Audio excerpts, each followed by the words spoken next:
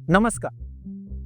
जैसा कि आप सुनते हैं, भारत उत्सवों का देश है और भारत में वर्ष भर उत्सव का माहौल रहता है। उसी तरह भारत की जनतांत्रिक व्यवस्था भी अपने चुनावी उत्सवों के लिए जानी जाती है।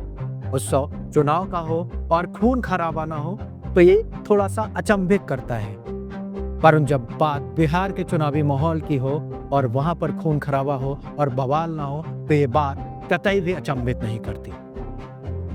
सरकारें संघर्ष से बनती हैं और शासन संयोजकता और संयम से चलता है। बीजेपी और नीतीश के गठबंधन से उम्मीदवार बने अनंत सिंह, जो कि मोकामा सीट से अपनी दावेदारी को मजबूत कर रहे थे, उन्हीं की विधानसभा में प्रचार के दौरान दुलार चंद नामक एक व्यक्ति की हत्या हो जाती है। प्रारंभिक तौर पर आरोप ये लगाए जाते हैं कि दुलार चंद आरजेडी के समर्थक थे और उनकी गोली मारकर हत्या कर दी। फिर कुछ वीडियो निकल कर आते हैं जिसमें यह बताया जाता है कि जन स्वराज पार्टी के समर्थन के तौर पर भी उनकी जगह थी और वो अपनी इस रैली को एक जनसंपर्क के तौर पर बढ़ा रहे थे। साथ ही साथ मोकामा के बाहुबली और कद्दावर नेता अनंत सिंह, इन दोनों का काफिला आमने सामने आता है, पत्थरबाजी होती है और जिसमें दुलार चंद यादव की हत्या हो जाती है।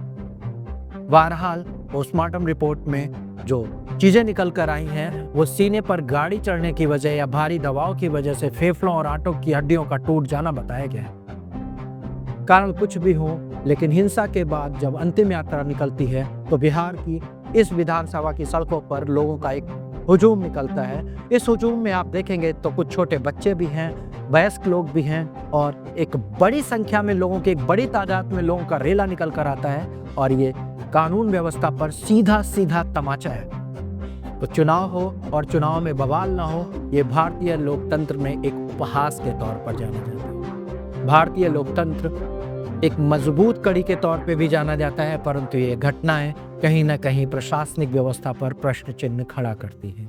नमस्कार।